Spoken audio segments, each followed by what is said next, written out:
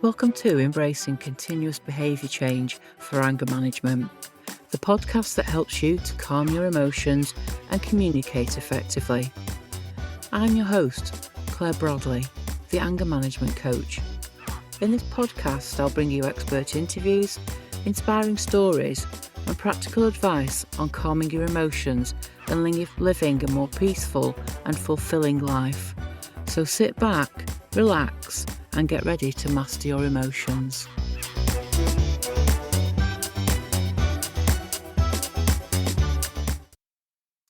Good evening. It's evening here anyway, and I have got a guest, Sandra Panton. Panton? How do you pronounce that? Panton, you had it right.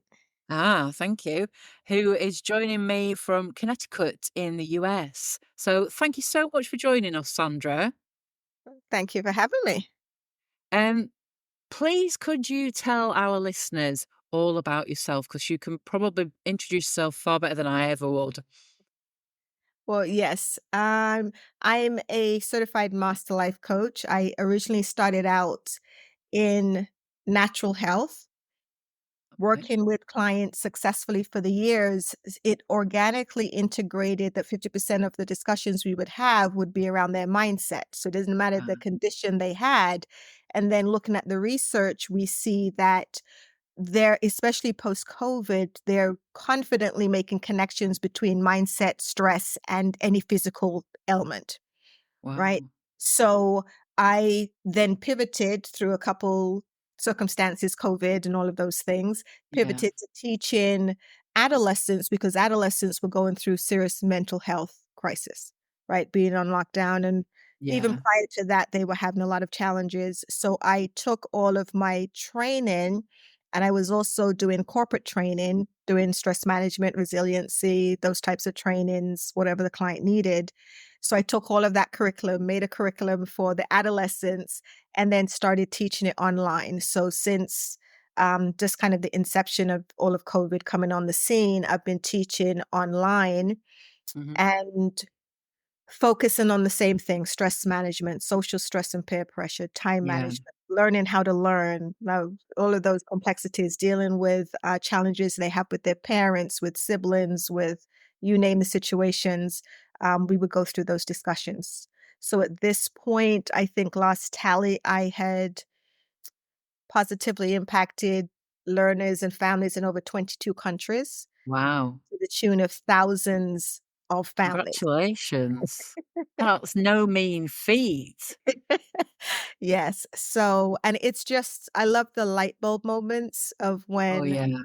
the parents will come to me and say, I've been trying to have that conversation with my child for how long? And Yeah. you, in one conversations, 45 Mm. minutes or less, you're able to turn on the light bulbs that now they're coming to tell me what they're going Yeah. to do. And I'm looking at them because I've been trying to get this across to them for years. And here you come with a conversation. But I think it's a matter of a lot of times, whether it's a adolescent or not, a lot of times we just need to hear it from another voice. Right? So our Yes. spouse or sibling or somebody may be telling us something, but when we hear it from that Yeah. other person, Yeah. now we're able to kind of receive that in a different way. So Yeah. that's kind of how I focus my days now, is that's my greatest joy, is being able to help kind of reconcile the conflict resolutions, just give an Yeah. understanding of when a parent says I A, the child hears Z, right? And Yes. Yeah. expectations are not level set. It's just miscommunication.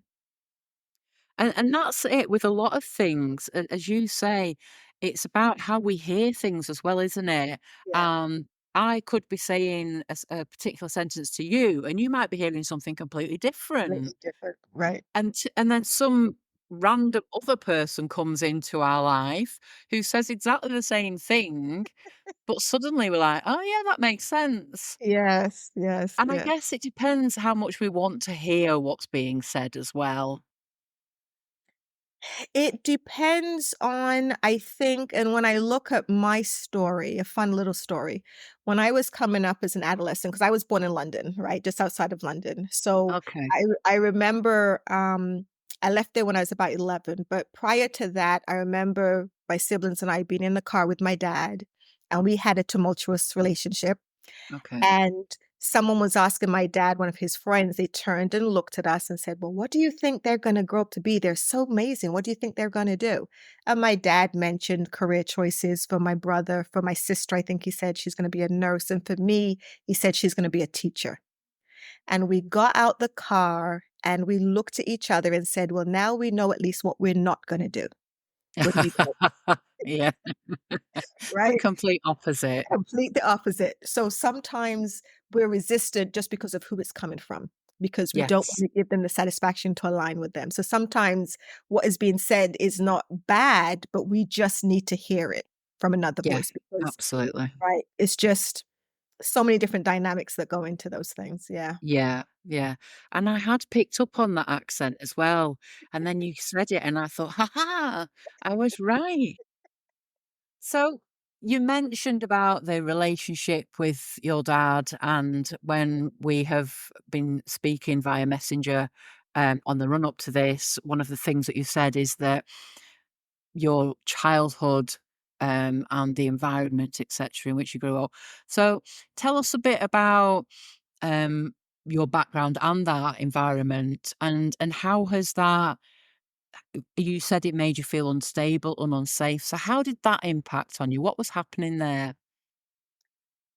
My parents got divorced. I was told when I was about a toddler. I don't ever remember my mother growing up because being in England, the it was more of who could give a more stable environment per the Okay. courts, right? It wasn't necessarily that you automatically go to the mom. Yeah. And because my dad was more stable financially, supposedly, as it seemed on the outside, that and my mom and he was very highly educated because he was an engineer and had a great Yeah. job, and my mom hadn't gotten a high school diploma, but she was working, I think in a hospital or something doing, um, non-professional type work. Okay. My dad and her were if you ever seen the movie War of the Roses, that was kind of my parents, and it was Uh, always just toxic, screaming, physical. It was just a very unsafe children that come up yeah. in an environment where there is a lot of conflict feel very unsafe.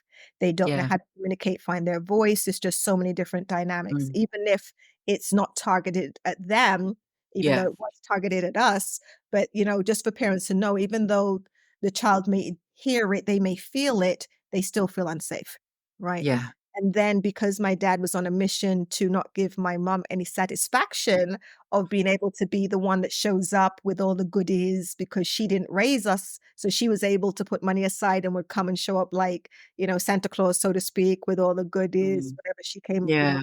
twice a year, he would move us. So I can't remember staying in a home or in a neighborhood for more than a couple years at a time, and that is very unstable into a child. Mm. It's almost like you become the weapon, don't you? Exactly. The weapon to beat the other parent. Exactly.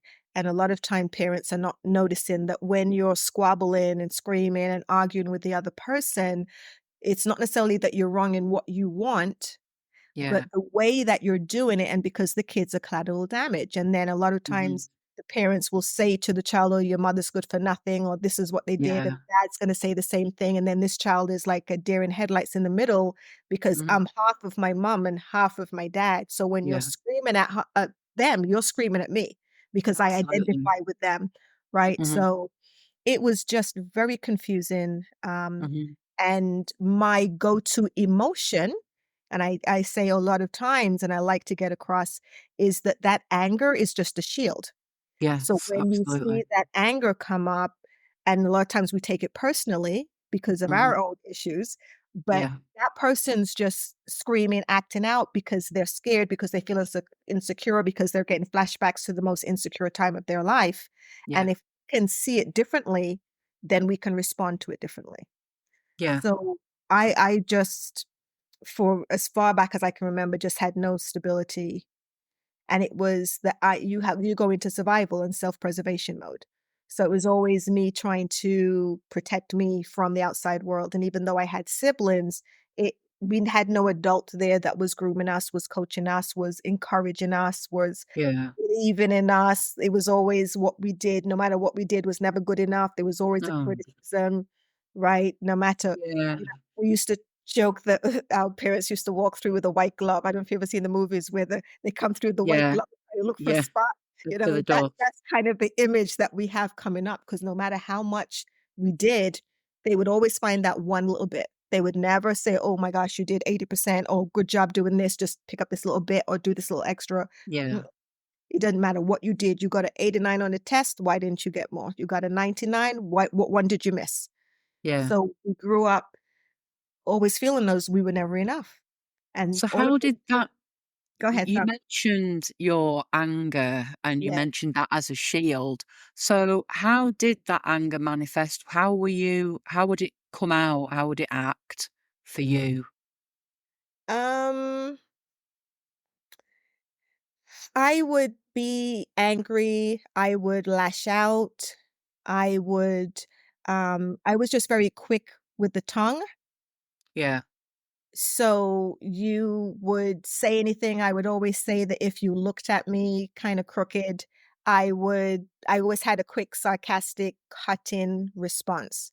I Yeah. was very and I used to think of it in a prideful way as though, you said something to me, I didn't need to physically do anything. I could kind of cut you down with my words because I was Ah, very well um, kind of educated, if you will, so I yeah. could use words in a way that would, I'd like to say make kind of grown people cry, right? Yeah. And that was Yeah. something that in me, I didn't see that as a negative. And when I became older and I started doing my work and studying and learning more, I looked back in my past and I was heartbroken at the amount Yeah. of people that I hurt, right? Mhm. Because every word is either building or it's cutting down. And I Yeah. used to love to cut people down if they any perceived slight because I was protecting that little girl, Yeah. that child, Yeah. because I couldn't speak up to my parents. So I'm going to speak up to everybody else, right? Yeah. And that's And it's kind of how it such a was shame, inside. isn't it? You think back to that poor little girl inside you who was absolutely almost like fighting the dragon, wasn't she? With a little Yeah, sword, and her tongue was her sword, and there she is yeah, fighting away. What yeah. a shame. Was there any time in that in your childhood where it got so intense that you thought, this needs to stop, or what? At what point did you think actually my anger and my words, etc., are hurting me? Or did you ever think that? Did you realize where they were coming from? Not until I was an adult.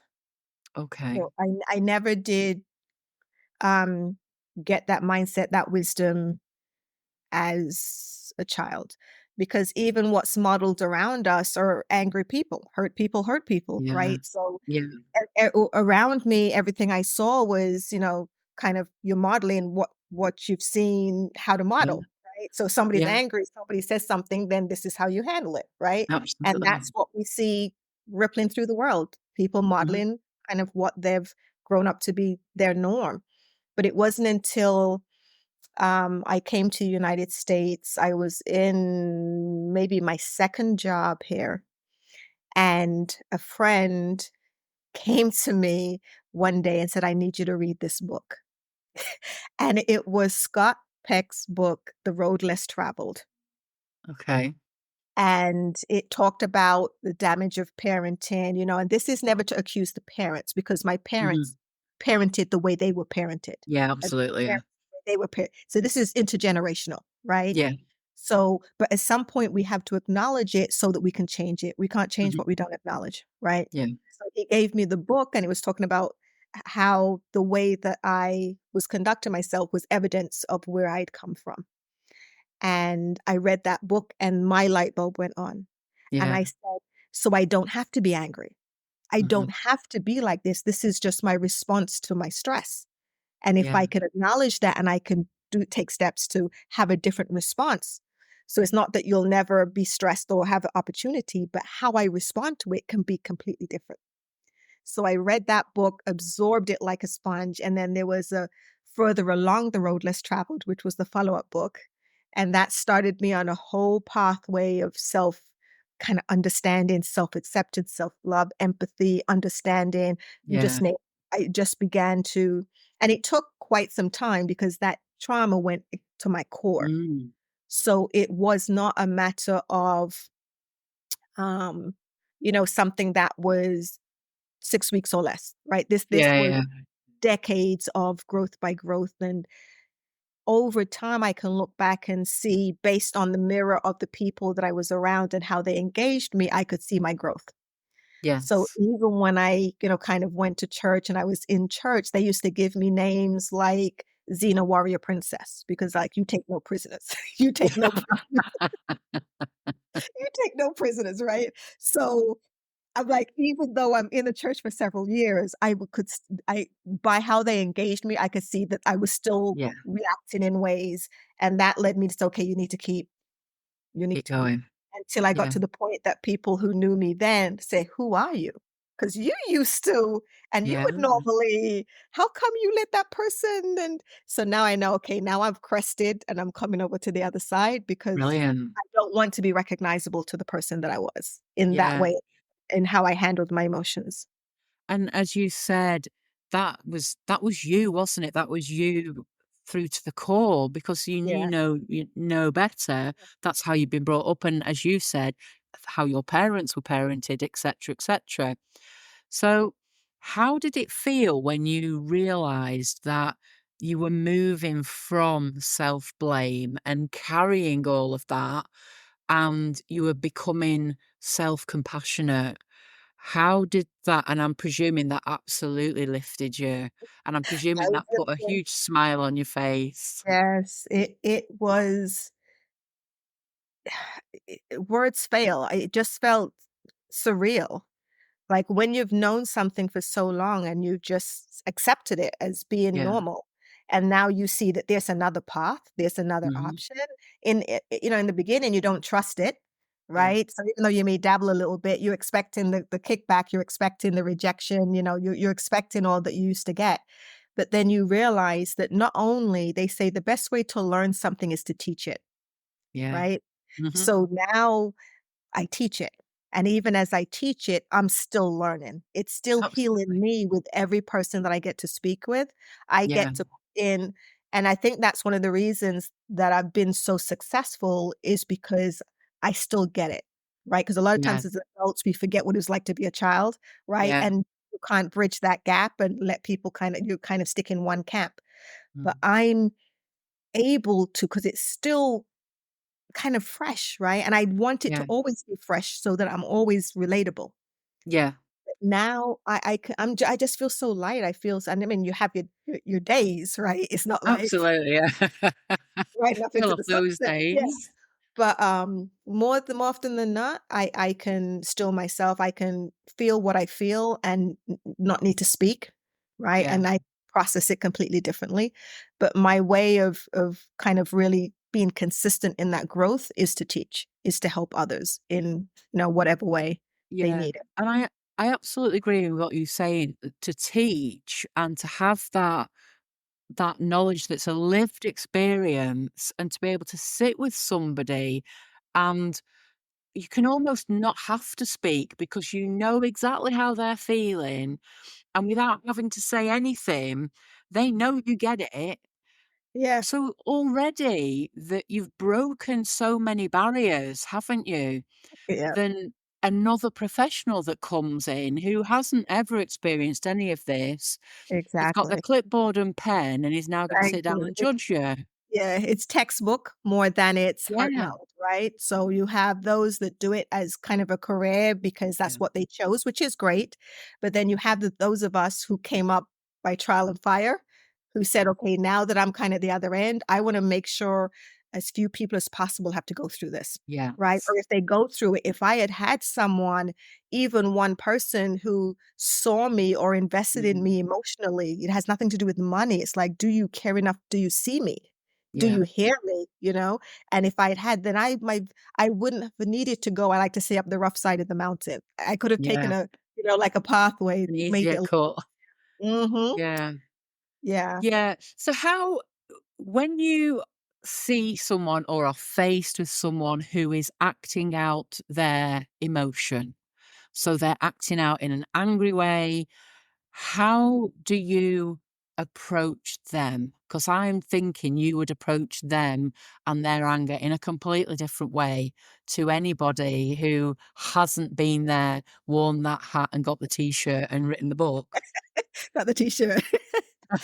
Um, well, it's not a one and done, right? So you kinda go with your intuition. So there are some, like you said, you're just gonna be quiet with, and they don't need to necessarily to fix anything in that moment. They just need to know that you see me and you're here. Yeah. There are those that, kind of need you to talk them through and just give voice to what's in there, what's inside them. So you can kind of ask those questions or kind of say, okay, what's happening? Tell me what you're feeling. What do you see? Kind of things. And then there are those that need, more guidance. Okay, so did you see it this way? Or how about you look at it from this perspective or consider this? Did you add this? So it's Yeah. different, depends on the individual, but I always want to ensure that everyone knows that there is nothing wrong with anger.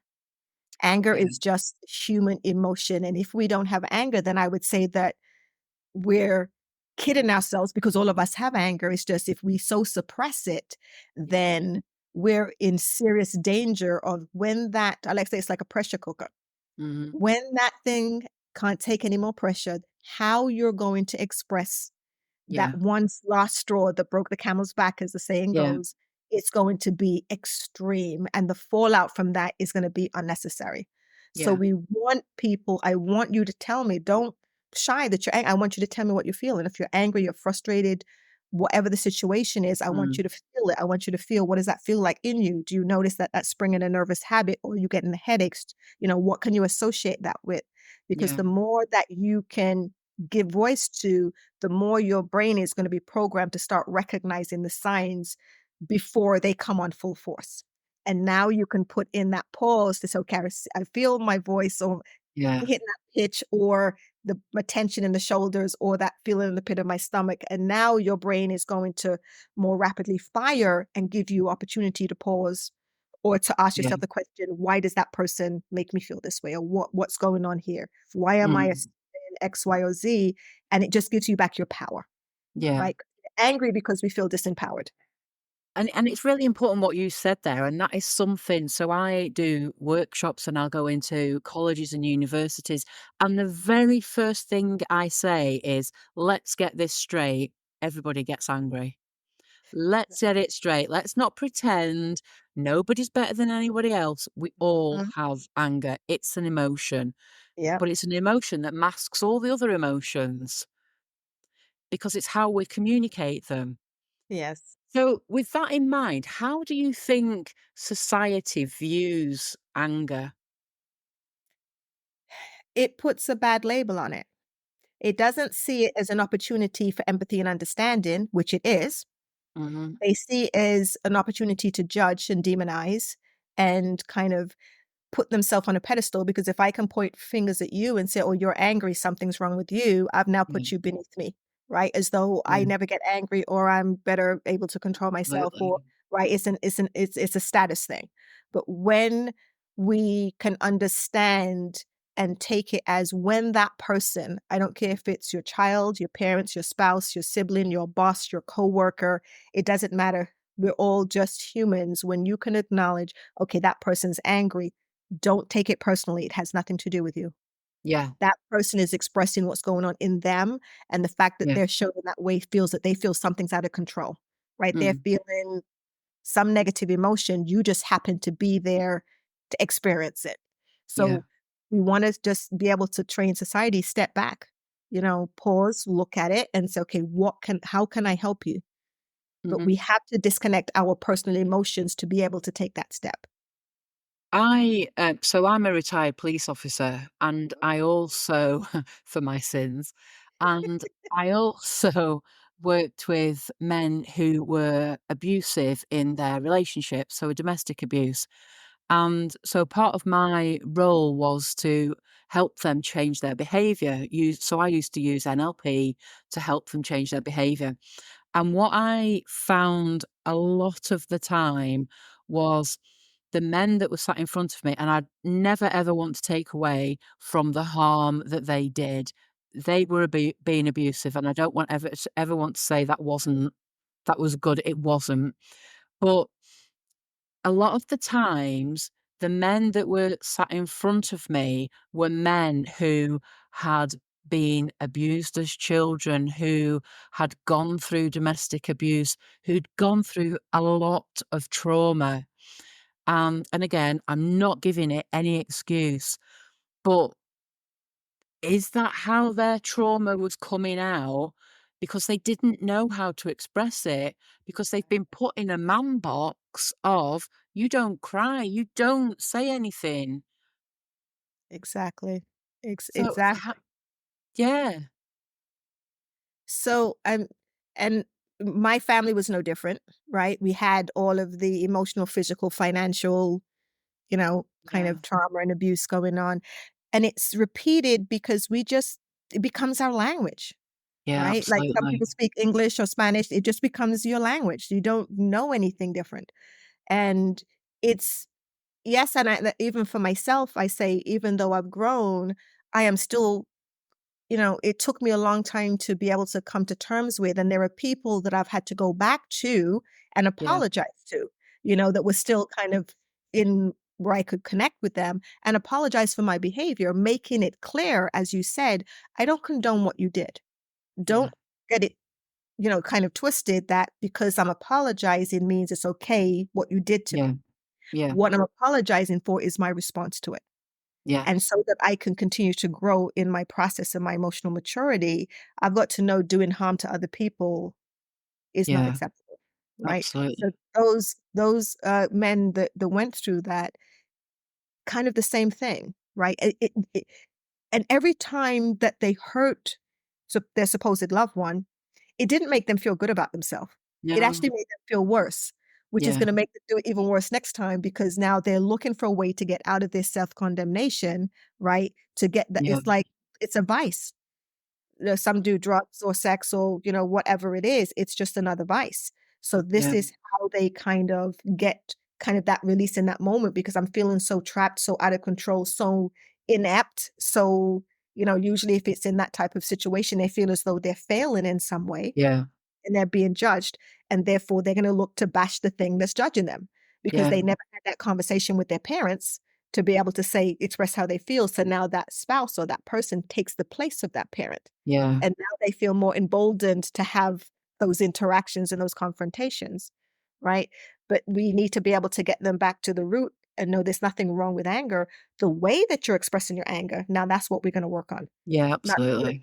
you're always going to have kind of an opportunity, but we want to work on how you express your emotions, not the fact Yeah. that we're trying to get you to act like they don't exist. Absolutely. Do you think so we talked about judgment a few minutes ago, and I was talking to somebody else this morning about judgment and saying how I would absolutely love to knock down the walls that people, uh, they put themselves on a pedestal of being so much better and higher than everybody else. And, there's everybody's had a sin, let's put it that way. And do you think we will ever get to a place where we won't have that judgment so that people maybe maybe that's a stupid question, Claire, but do you think there'll ever be that point where people can just come forward without fear of being judged? That'll be on an individual level. It will Yeah, because it takes the individuals to create the homes, to create the societies, to create the yeah, towns, to create the countries, right? So mhm, as on a global level, no. Because nobody's gonna wanna take that first step and say, "Okay, well, I'm gonna, be the one at risk and risk everybody judging me or, going through." No, but this is why we do what we do, because we yeah, go to the root level, right? We go to the yeah, center of nucleus and we say, okay, I want to work with that man, that child, that woman, that employee, that boss who doesn't know how to communicate or finds he's not getting the responses. Because a lot of times bosses may feel, okay, I'm showing up, I'm being nice, there's a smile on my face, but why am I getting this response and not making the connection of where that miscommunication is, right? Yeah. So we work on those levels so that when the individual changes, one person changes, your entire network changes because your whole ripple effect changes, right? So we don't need to focus on getting the group. We get the group if we get like One. Yeah. a strategic one. We get the So model. yeah. So we can see a change if enough people are willing to be vulnerable.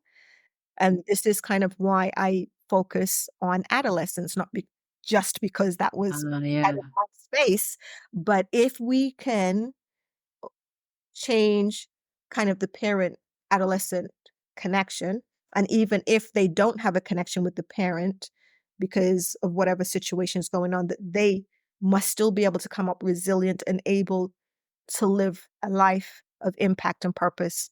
Because if we do not find a way to reach this generation and next generation, society's lost. Yeah. I always tell people, who do you think is going to have the hand hovering over the buttons, right? Who's gonna be given the order, "Go and don't go," Yeah. right? This generation that's falling through the cracks. So Yeah. we need to be long I like to say play the long game. It is not optional that we don't reach this generation, the next this ge current generation of adolescents and the one coming up, because Mhm. they are the ones when you're older and you need services, they're not gonna care, right? Yeah. So when you need what you're gonna need and you're looking for support and family, if we are not connected with our family now, they're not gonna be there for us when we're older.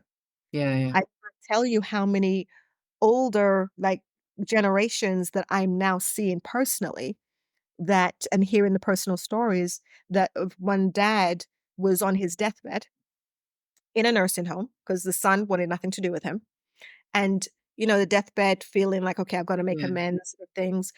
Put a word out for his son never showed up. He said, "I have no desire to have no contact with him." Wow. I have other people that have multiple kids and clearly favored one child over the other. So now that person is in need of the family support. The kids, the ones that were not favored says, "Oh, you need to go speak to your favorite child." 'Cause Wow. he Yeah. what too late, too little, too late now, right? And that Yeah. other child is not necessarily showing up the way that they need them to show up. Yeah. So we're not doing it as a means to an end, but we want to understand that if you don't do it, what is the potential cost? Yeah. Cost to you personally and your family, and the cost Mhm. to the society in which you're gonna be in 20 years when these kids come of term and are in control. Yeah. It's scary. So, what's next for you then on your journey and your growth and in business? Well, I will continue to do what I do, right? I have, because I focus kind of primarily in the States and time zones differences and, Yeah. limited ability to connect with, enough people. That's why I put out my book that's available on Amazon. Um, and so it's Dynamic Parenting 2.0, How to Help Your Child Navigate from Adolescence to Adulthood. And I've just last week created and launched my parenting course. So parents around the globe can take the course for a nominal fee and get as though you've had a 12-month coaching sessions with me, right? So we cover all the Fantastic. tough topics, all of those things. And if they need to connect with me and ask me unique questions that maybe they feel they need to tweak out, then that availability is there. So I just want to reach as many I've done thousands. I wanna get that into the tens of thousands of Wow. households that I've been able to impact, because every person you impact, no matter what, they will never be the same. Even if they change just one thing, right? That Yeah. one thing, then the equation has to change, right? Yeah.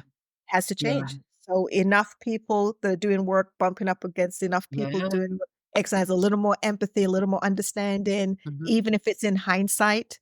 Yeah. Instead of validating how we responded to each other, in hindsight and justifying it, we can now say, oh, that wasn't nice, or, I need to go clean that up, or, I'm Yeah. going to do it differently the next time, just to Yeah. have those conversations in the head.